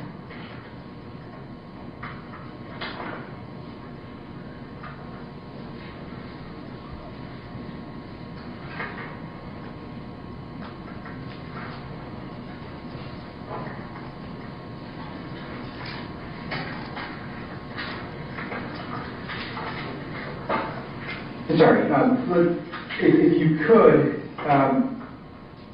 please take a look at session note number 21, dated March 4th, 2013.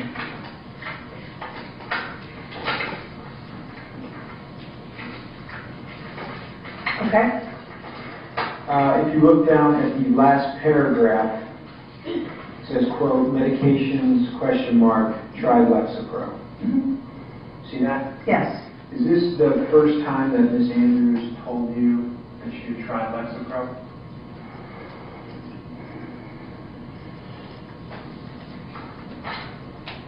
I believe so. And are you familiar with Lexapro? Yes. What is Lexapro? It's an antidepressant that also has anti-anxiety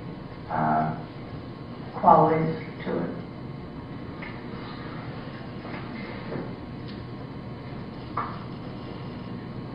Do you know when Ms. Andrews tried Lexapro? No.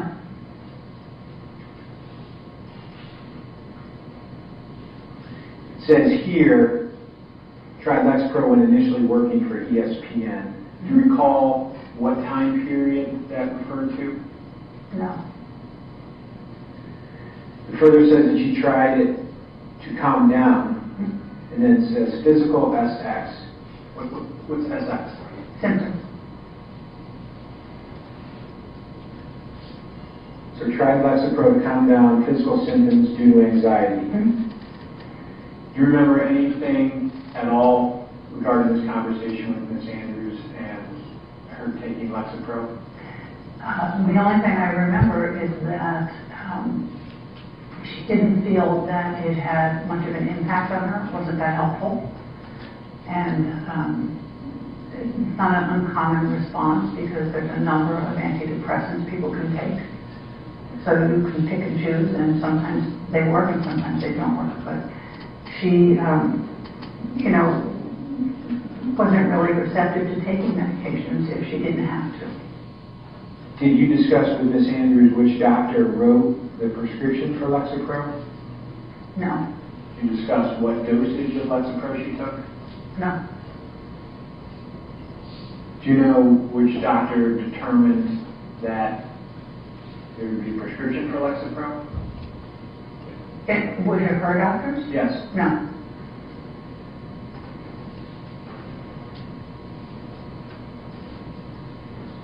Did Ms. Andrews tell you of any diagnosis of any clinical disorders in connection with the Lexapro?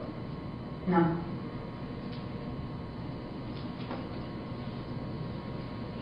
She simply said that it hadn't helped her. And if we go to the next page of session notes for number 22, which is on March 12th, 2013, a little over a week later, Ms. Andrew reported to you tensions about the lawsuit, correct? Yes. And at this point in time, in March of 2013, you suggested antidepressants? Yes. And you suggested the antidepressants if Ms. Andrews wasn't able to handle the upcoming pressure from the lawsuit. Is that correct? The upcoming pressure that the lawsuit would be in the news. Not so much tension around the lawsuit, but tension around the publicity. So I suggested that she might consider either an antidepressant or a short-acting anti-anxiety med that you don't take every day. So an antidepressant you take daily. A short-acting med you take as needed. You know, is Lexapro a daily Yes. medicine? Can you tell, based upon your notes here that we're looking at, when the telephone sessions began, as opposed to the in-person therapy sessions? I can't specifically tell you because I didn't make note. It would have been towards the end.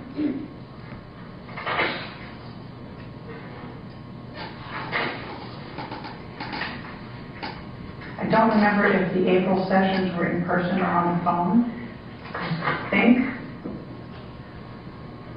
I think the February or March to February would have been on the phone.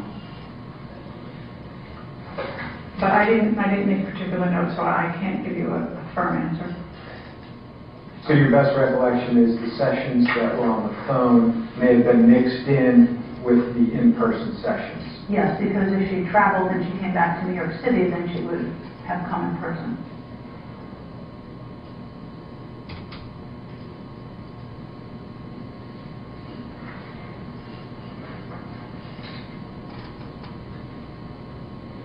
And the last scheduled session you had with Ms. Andrews was on April 24th, 2013? Yes, And it says scheduled and no-show/no call. yes, You did not have any therapy sessions with Ms. Andrews after this point in time, correct?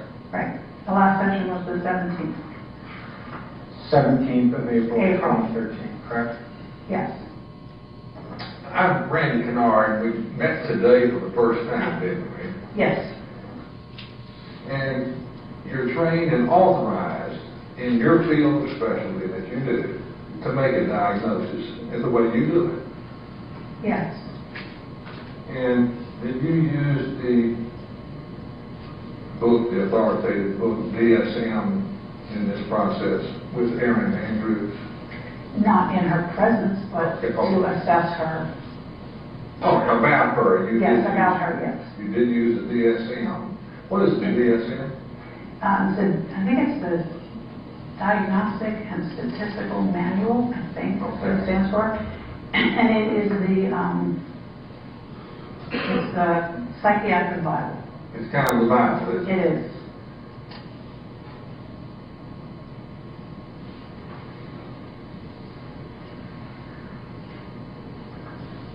And in the state of New York, you're authorized to make the type of diagnosis you did with Erin Andrews. Is that true? Yes. Let's talk about Erin Andrews a little bit now, shifting gears again. When she first came to see you, did she tell you and did you learn that she was a well-adjusted girl growing up Yes. and she had a happy family? Yes.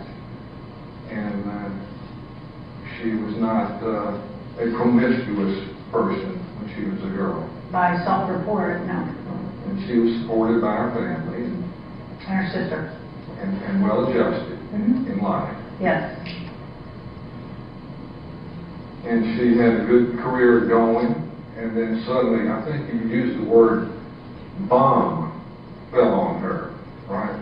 Yes. And Did I use the word bomb? I thought I understood you say the word bomb. Okay. Bomb. Okay.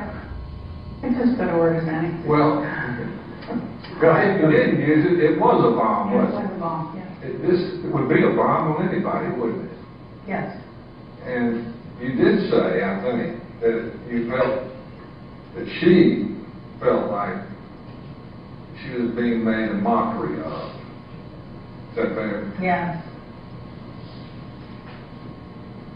And she was worried about all the publicity that was coming out about the video on the internet. True? Yes. She said that she had been nicknamed One Click Erin. I'm sorry? One Click Erin, which means that if somebody saw her name, they would click on it looking for the video. Did she let you know in so many words that she felt people were making a mockery of her, about her, and saying things about her that were not true? I don't know about the not true part, but I think that I know that she said they were making a mockery of her. Well, actually, let me take that back. No, that she said that they were making a mockery of her and making sexist comments about her and derogatory comments and calling her a publicity whore. So the part about being not true, I remember she mentioned that someone thought she had, concocted the whole thing, and that was false.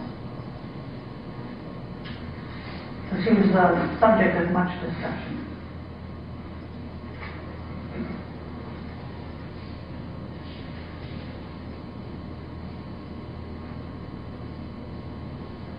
Now, you've seen her on TV some, haven't you? Yeah, a little bit.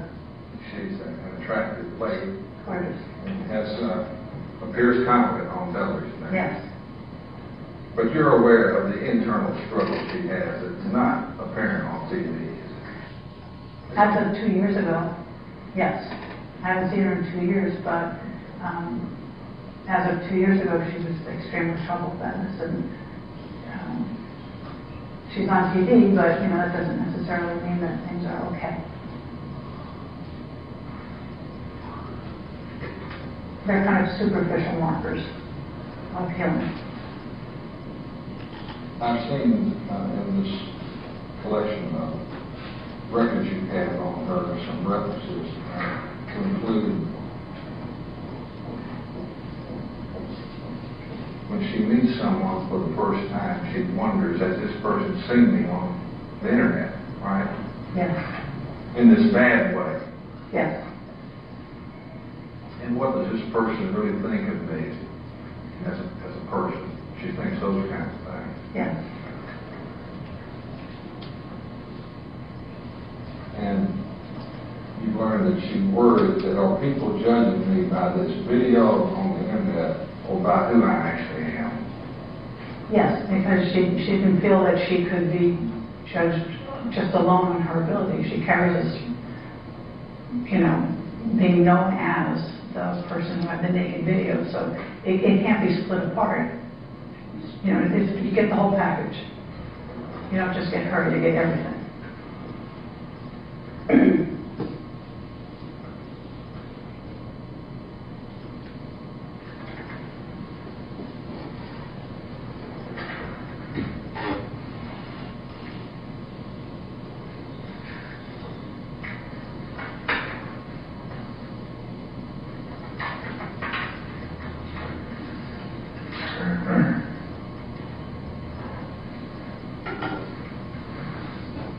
Could you look at your list number 15, please?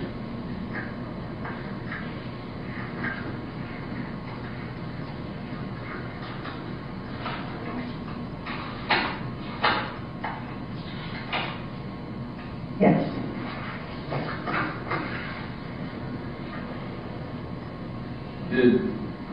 In reviewing that, I'll ask you this question. Did she have concerns that because of the video getting on the internet, that she might not be taken seriously as a professional? Oh, yes, definitely. Was that a huge part of all this? Yes. By this, I mean her worry and anxiety. Yes, and she reported that she had worked very hard to establish herself and was on a good path. Did you learn that she had sleep interruption over the publication of this video? Yes. And extending. I remember she had sleep interruptions ongoing. If you'll get your note for visit 25, please.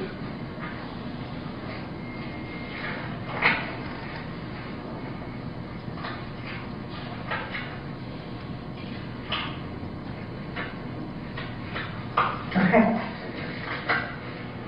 Mr. O'Day asked you about the lawsuit that she filed here, which is why we're here today. Yeah. And you actually have in your notes a reference to her telling you about the lawsuit. It's important for Marriott to understand the implication of their actions, right? Yes. First, you agree with Mr. Kennard's question that Ms. Andrews was on a good career path, right? From what she says, yes. Well, during the time that you were providing therapy to Ms. Andrews, did she tell you that she continued to be on a good career path?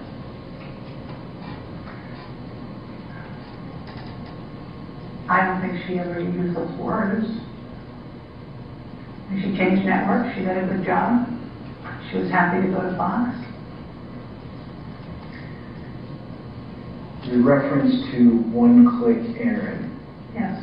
did Ms. Andrews tell you at what point in time people in the media started using that reference to her? Yes. When did she tell you people started using that reference to her? When did she tell me, or when did she say it started? When did she say it started? Thank you. With the video. So she didn't tell you she was called one-click Erin before the video? No. The statements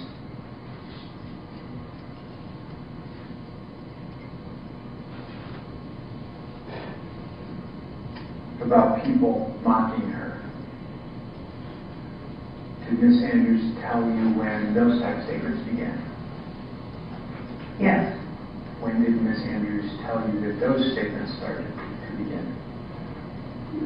The mocking statements that had to do with her body, and I don't really know about mocking before that, but mocking statements about her body and about her breasts, and all of the kind of coarse comments were related to her being seen naked in a video. So she never told you about other type of inappropriate coarse statements that were made to her before the incident? Right. The first item you note in session notes number 3 is that therapists inform patient that therapist has spoken to lawyer for guidance on patient's concern. Who are you referring to as the lawyer in the May 3rd notice? A lawyer I consulted, because Erin had to be informed early on that if her mental health was an issue, ultimately her privilege would be waived, and I wanted to ensure that I was informing her accurately about that, so I consulted a lawyer myself. And I confirmed for her that yes, her privilege would be waived. And do you believe did Ms. Andrews ever tell you as a result of that she was more guarded in the information she shared with you in the therapy sessions? Yes. If she talked about friends or dating, she would not reveal names.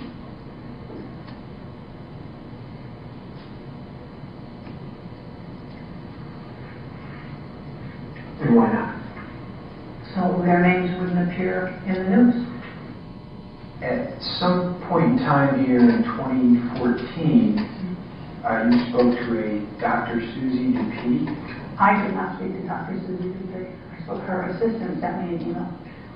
Besides the email with Dr. Dupuy's assistant, did you have any other communications with Dr. Dupuy or anyone from Dr. Dupuy's office? No.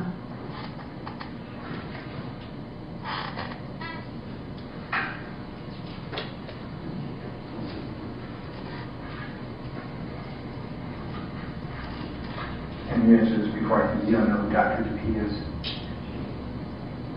No.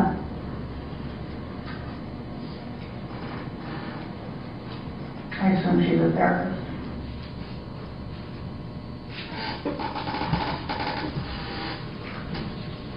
Okay, ladies and gentlemen, jury, let me thank you for your patience.